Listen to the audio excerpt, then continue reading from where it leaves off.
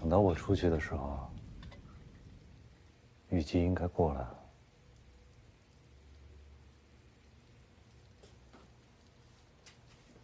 你不委托律师，打算自己走出去啊？在听证会上，我可以自己陈述。自辩？你天天关在这儿，怎么自辩？我被关在这里，不知道外面任何的事情，但是有一个人会把外面的信息带给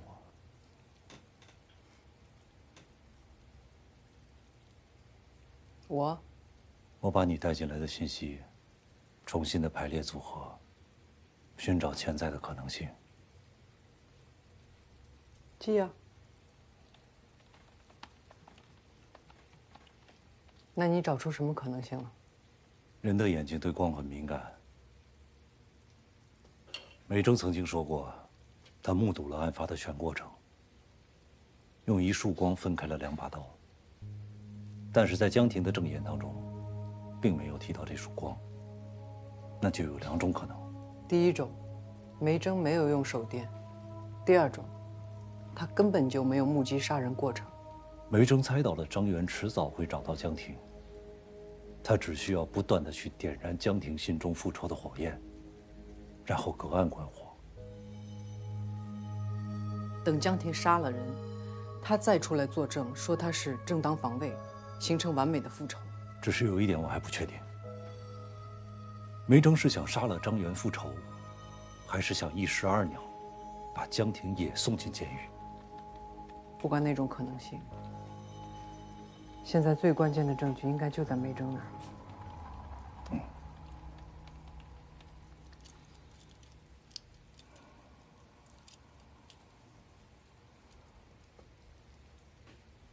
是手铐不舒服吗？以前从来没有机会这么仔细地看过手铐，中间有3个铁环，连接着2边的铐圈，把人禁锢在这里。如果说手铐的2端是李沐风和江婷，那么中间连接他们的这个铁环就是梅征。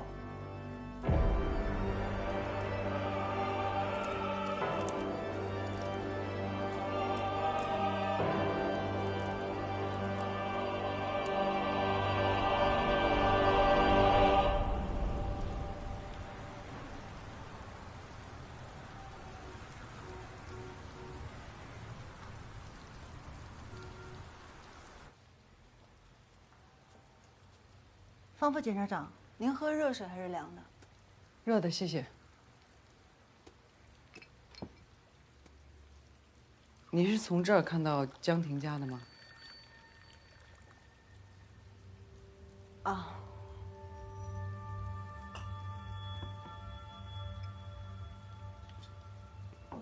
谢谢。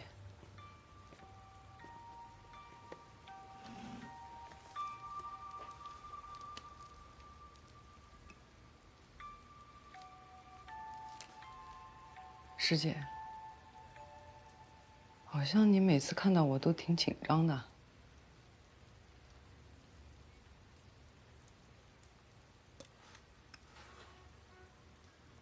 我能问问为什么吗？好像你跟别人交流都没什么问题。因为他们都是普通人，你是来问话的。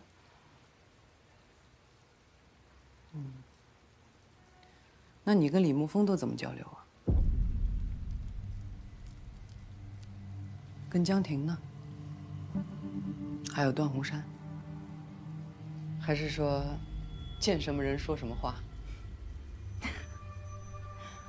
方副检察长挺爱开玩笑啊。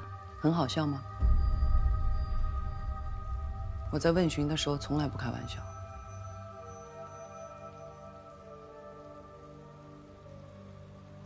其实，在你接手这个案子之前，我也跟检察官有过一些接触。知道，段主任，但他现在是嫌疑人，所以我需要你把你跟江婷的关系再跟我解释一遍。好，我跟他是同校的校友，我也是，我还是他同班同学，但我不会去他家做饭。我也不会。是吗？你不会吗？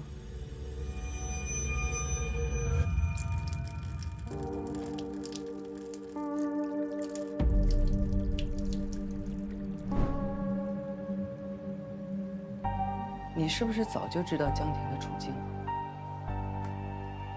身边的邻居都知道。但他们不知道你和江婷还有张元的过去吧？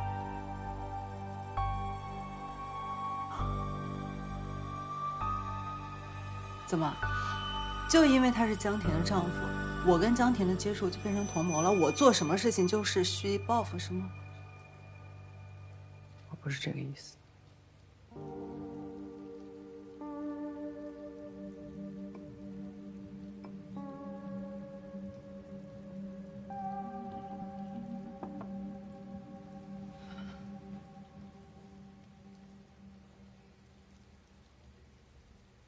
师姐，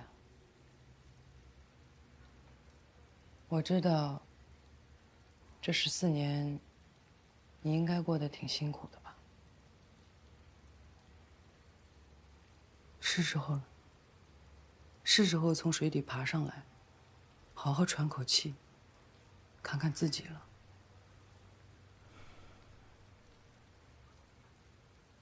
很多人在成长的过程中被摧毁过。因为我也有过，所以我理解你的止步不前，不肯翻篇儿，心如死灰，好像全世界只有2种方式能拯救我们了。第一种是找回失去的，我只是想要说出真相。第2种就是摧毁我们憎恨的，是这样的感觉吧？我也从泥潭里爬上来过，所以我想告诉你，会不会有第3种可能性呢？你想过吗？我们都只活一辈子，不能永远被过去绑架吧？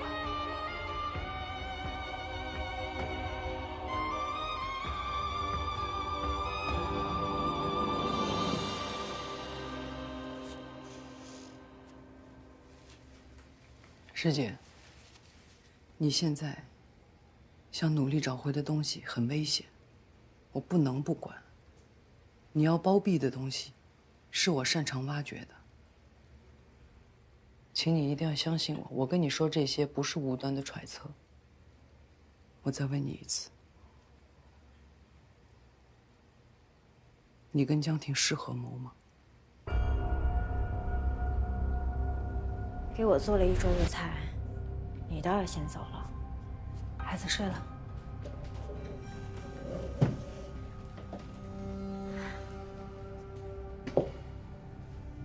你也别太担心了，如果有什么突发状况，就立刻给我打电话。这些天我已经过来着点儿。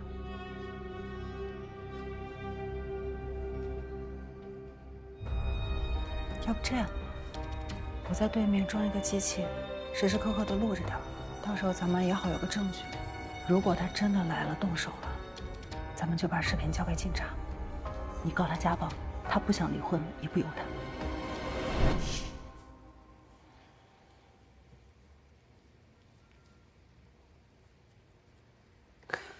我只想要帮他，帮他杀了张元。我想让他换个活法。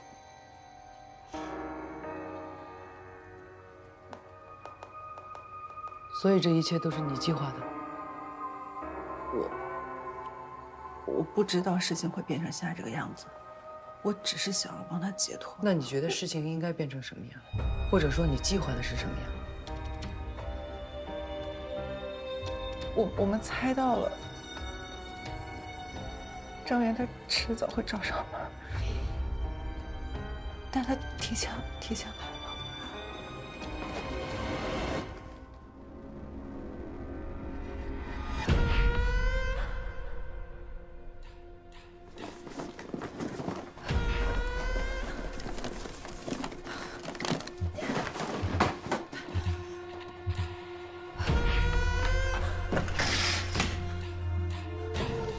张元不仅提前来了，而且还打了江婷。因此场面失控了，所以江婷只能够抽刀反击，捅了张元7刀。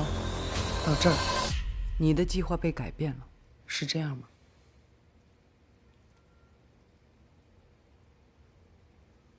我们没有计划。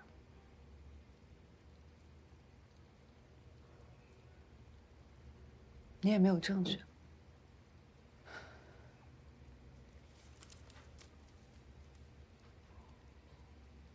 师姐，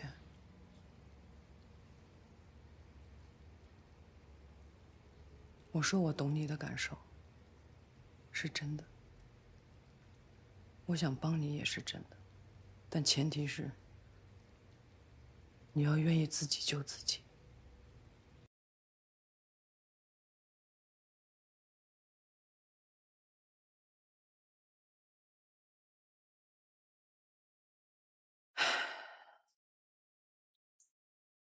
对江婷，你算是以德报怨。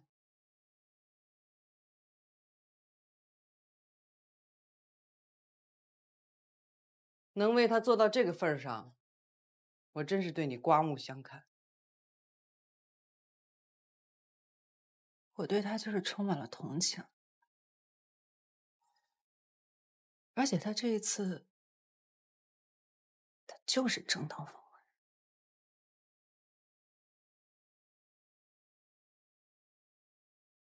证物呢？你的证物现在可以给我了吧？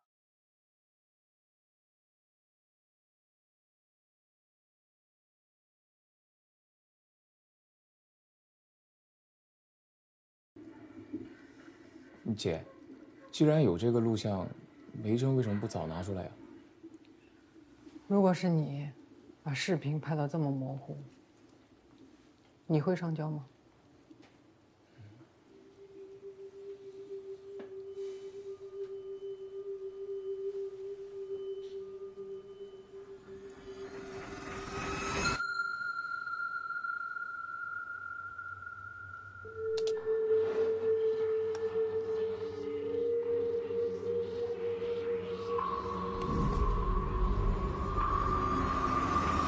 光，你能不能不要一惊一乍的，太吓人了。对不起对不起，梅珍提到的那一束光真没有。所以，段宏山的推论是对的，梅珍也许没有亲口承认，但我想他大概率是做了伪证。难怪啊，他会在听证会上专门把张元点出来，对吧？梅珍早就做好了局，但事情并没有按照他的计划进行。那要这样的话，梅珍已经构成犯罪预备了。但是犯罪如果是停留在预备阶段，梅珍有杀死张元的动机，但因为意外行为终止，客观证据呢？又有新的危险进入，那江婷应该怎么定性呢？不在计划中的现实危险，江婷的行为如何定性？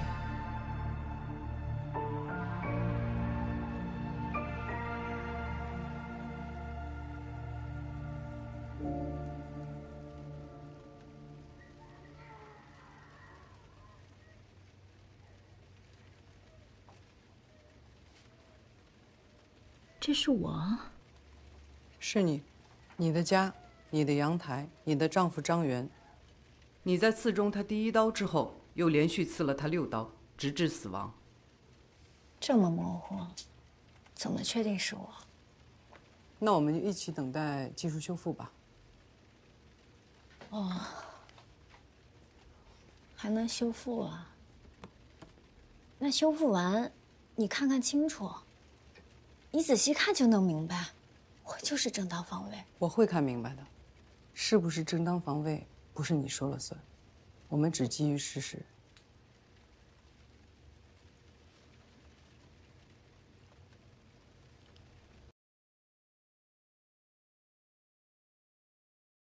14年前，我是你班长；14年后，你是审判我的检察官。我审判不了你，我只能给你定性。我的定性基于真实，所以，我希望你一五一十的把你知道的一切都告诉我。我救不了你，能救你的只有你自己。我说明白了吗？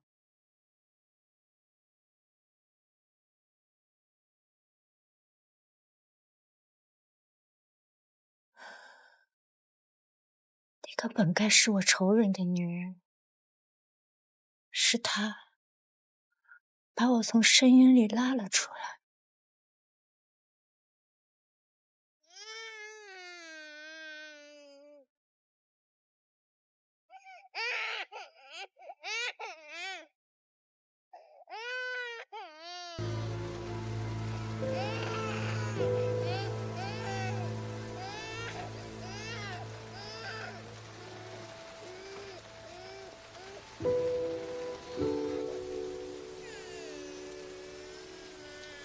我在水族馆见过你，游得真好。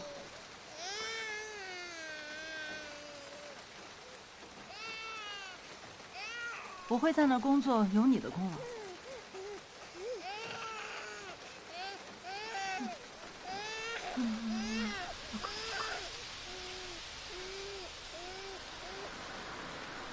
你不能这么抱孩子，你这么捂着他，他会窒息的。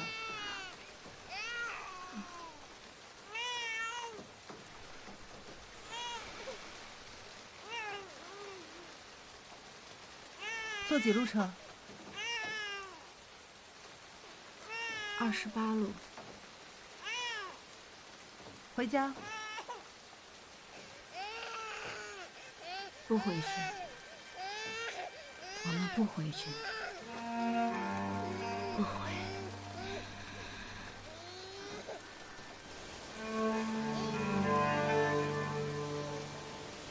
你看，这个是我给你买的，放在家里啊，能有点生机。这个鱼啊叫蓝鳗龙鱼，它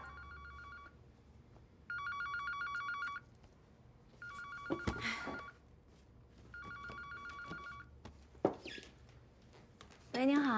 江婷，你胆儿大了呀你！啊，这个带着孩子跑了，老子告诉你，我一定会找到你的。离婚，想都别想！我把离婚协议书撕了，你这个疯！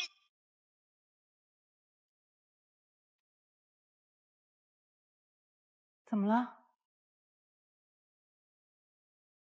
他骂我，骂我疯了，又带着孩子跑。他一定会找到我。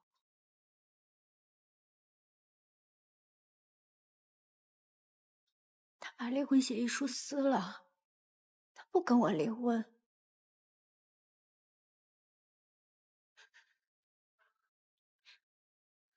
他说我是他的福星，他绝对不会放过我。怎么了，江婷？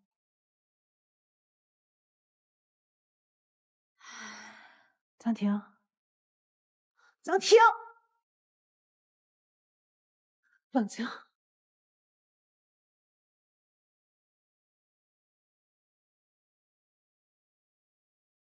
你要干什么？你要干什么？我跟他拼了！江婷，我跟你拼！你疯了！李总，我如果不这么干，我永远都逃不掉。孩子怎么办？你让开！孩子怎么办？我怎么办？他来了怎么办？我还要继续被他打、被他骂、被他精神折磨一辈子吗？我不要，我不要这样，我要杀了他！我杀了他！你听我说，听我说，听我说，你去找他，这是蓄意杀人了。可如果他来找你，那是正当防卫，明白吗？明白吗？正当防卫。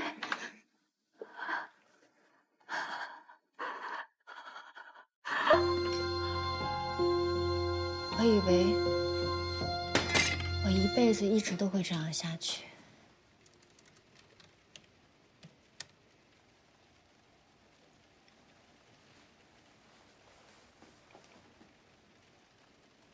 你现在这样的处境，我是同情的。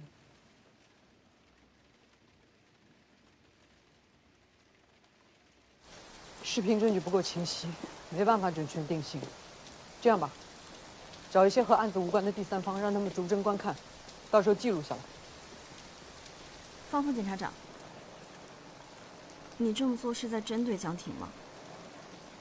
我只是做一个检察官该做的。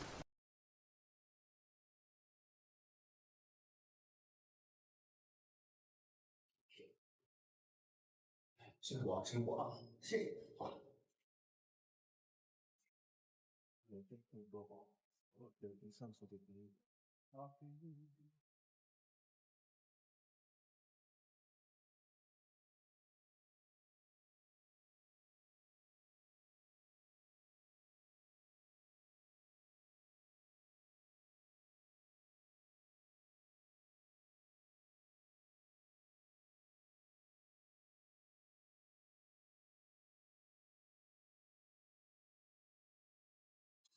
检察官，来看看这个。好吃吗？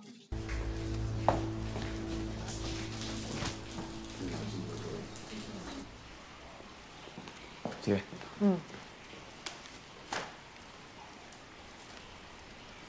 通知大家召开联席会议。好。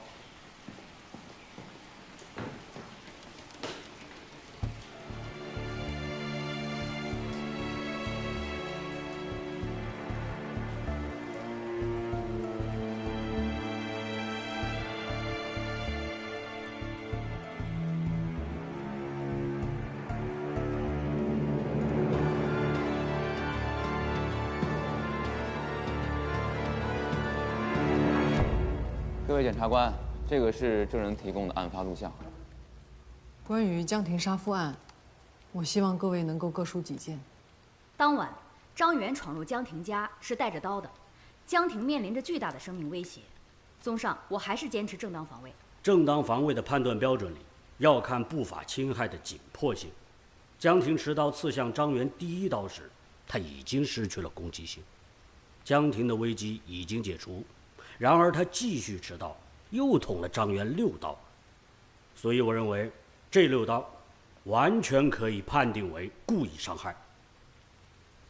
昨天晚上，我们连夜收集到了5组旁观者根据同一视频给出的各自主观描述，请大家看一下。第一组，江婷持刀狠狠地刺中张元，张元倒下之后，江婷补刀，动作凶狠，连刺了6刀。第二组，张元拿刀将江婷逼到了阳台，江婷受到惊吓，好像闭上了眼睛，刺向张元，等刺完7刀，他才睁开眼睛。不一样的人有不一样的倾向性，我们总说要客观，但是到底有多少人能够做到绝对客观呢？我看了最新的讯问笔录，江婷已经承认，说只要张元敢上门，就算杀了他，也算是正当防卫。这不更说明他有杀人的意图吗？而且他确实买了一把新刀。这的确符合犯罪预备的问题，但大家别忽略了，在案发前，江婷每天会接到张元将近20通的电话，是几个月里每天将近20通电话，也就是说，江婷每天都生活在张元随时可能出现的恐惧中。所以这把刀有没有可能是他拿来防身的呢？我们得设想一下，什么样的情况让江婷必须买一把刀防身？我们总强调正当防卫的判定要看不法侵害的紧迫性。如果不法侵害尚未着手，但已经非常接近了，能不能反击？或者不法侵害已经结束，但危险依然存在，又能不能反击呢？这种时候还应该有一种判定的条件，就是最后的机会。假如有个歹徒拿着枪对着你，怎么办？跑啊！你能跑得过子弹？那我们只能等死啊！你有一把刀，那就持刀防卫。什么时候掏刀？如果严格按照正在进行时的标准，那就要等到歹徒瞄准之后才能防卫。那肯定也是死。所以，歹徒掏出手枪的那一刻，就是被害人防卫的最后机会。一旦晚了，很有可能丧命。可这算是江婷的最后机会吗？那捅1刀就够了。各位，一个女人被一个男人打了整整5年，你们有没有想过，这个女人生活在怎样的恐惧里？如果我们是江婷，这个男人突然又出现了，要对我施暴，我手边正好有把刀，我们会怎么反击呢？徐检刚刚说了，说也许捅一刀就够了，您可能是忽略了情况的极端性。在那样极端的情况下，如果我们是江婷，我捅了张元一刀，我怎么能够确定这个力气远远大过于我的男人，他就倒下了，他就失去抵抗能力了呢？他会不会因为愤怒要对我施暴，要打我打到死呢？我们难道要在这个时候去要求江婷停下来，冷静地想一想，我现在做的所有的一切符不符合正当防卫的判定标准吗？我们不能。我们现在所有人都坐在这里，客观的、冷静的，喝着茶，看着这短短几分钟的视频，但我们是不是也应该站在江婷的角度想一想呢？如果我是江婷，如我在诉，这几分钟是我逃脱不法侵害的最后机会，我必须反抗。我们不能够要求一个受害人必须是一个完美的受害人，就像我们不能够要求一场正当防卫必须是一场完美的防卫。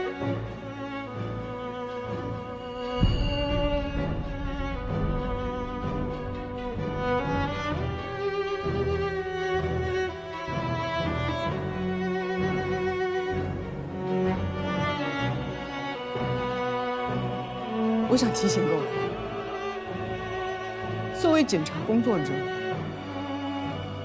我们面对各种各样的犯罪，不能只关注法律本身，而对案件中的人熟视无睹。因为我们办的不是案子，是别人的人生。因为法不能向不法让步。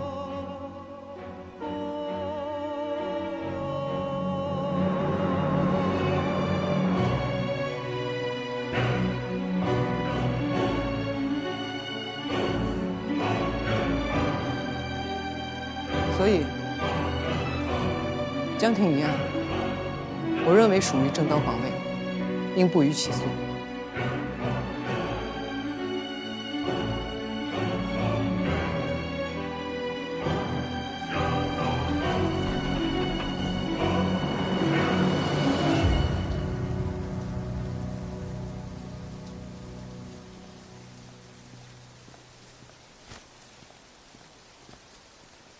雷律师，你们辛苦了。最近这2天他一句话都没说过，可能是压力太大了，你还得多费心。谢谢。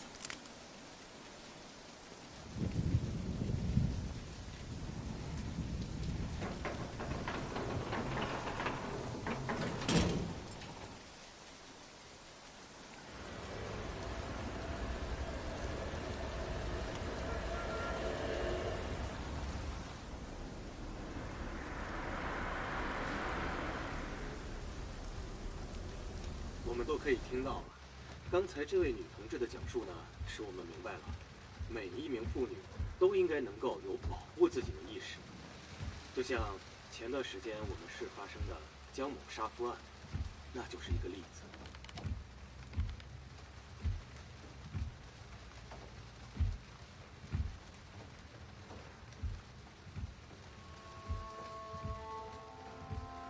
陈主任，你平时得多去三中走一走、看一看，给那里的师生做做指导。那我们这些做家长的，是不是就太放心啊？给姐姐分享一下。来，陈主任，我见一个。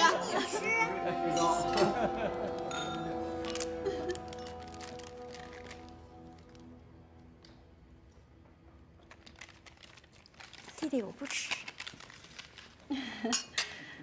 哎，婷婷，来给叔叔阿姨们表演一下你最新学的舞蹈。我今天穿裙子可能有点不方便，然后这个地板可能有点滑。有什么不方便的？快点，快点，换上。衣服也不用穿啊，啰里吧嗦的，脱掉。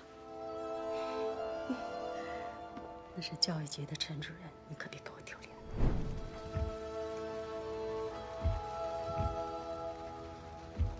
想吃就吃吧，吃吧。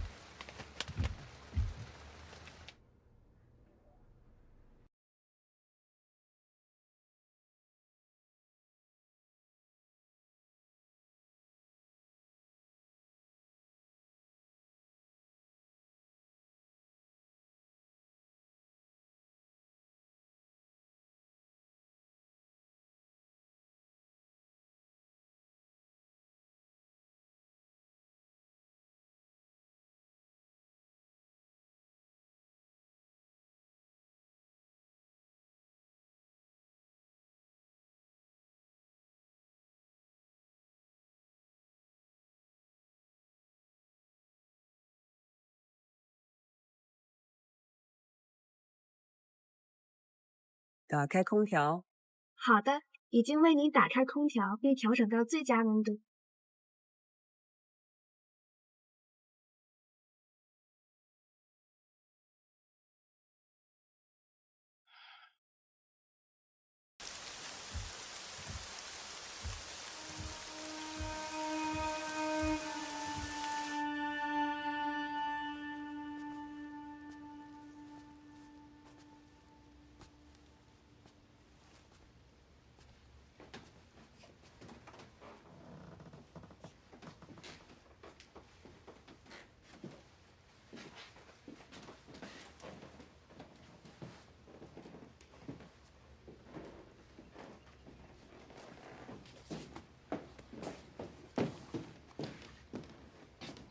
怎么回来也不跟我说一声？你怎么来了？还是检察院的人通知我说你今天出来，我就过来给你收拾一下。还有那些脏衣服，我都帮你拿去干洗了。你那些乱七八糟的鞋，我给你扔了不少。最近你在这儿住，也别乱添什么东西了。等过一阵儿，外面议论的人少了，你再搬回家住。我不回去，你不用担心，我以后都不会回去了。你什么意思啊？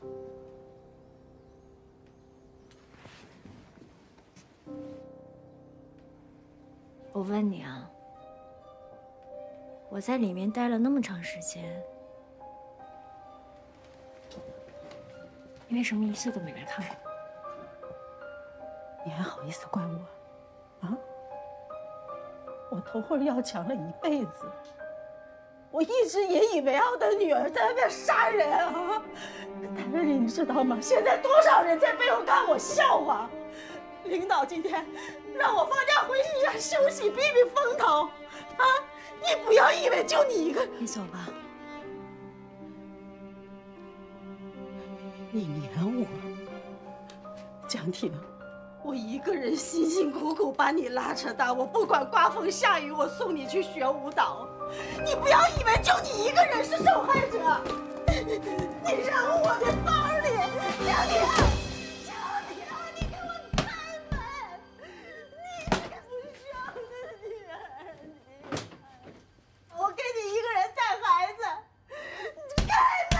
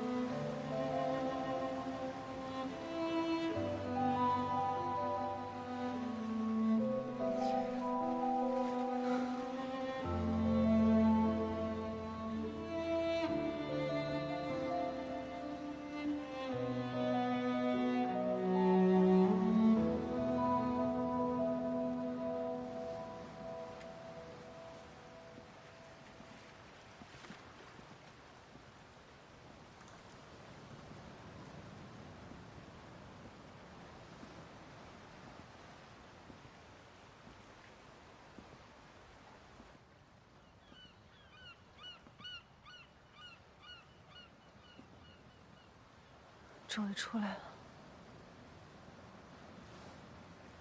出来了，又像没出来。我一直都欠你一句话，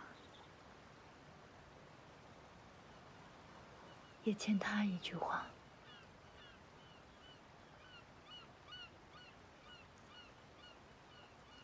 对不起，对不起，对不起，对不起。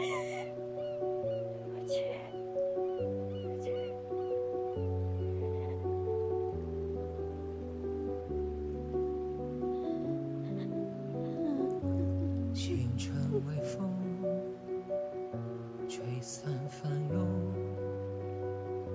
窗台之外是悬崖的灯红。走过路口，这一切发生的太快，跟做梦一样。过去了。听不出来感受。都过去了。孤单徘徊，夜深沉默，善良却在辗转中相守。冷暖长过，是纷如漩涡。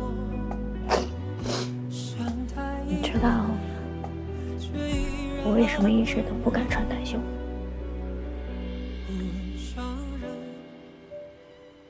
幻想难眠，微笑中释然，漂泊间依然。命运的狂野，你喊，你喊。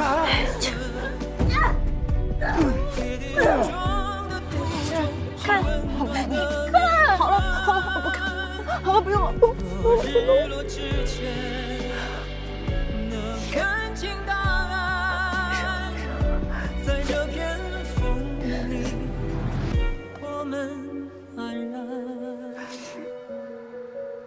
10几年前我做错事，那时候什么都不懂，犯了错，伤害你，可伤害了他，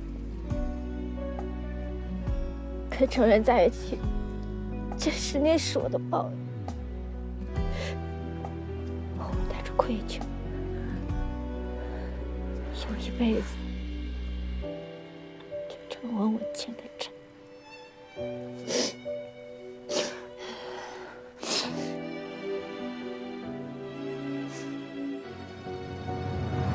对不起。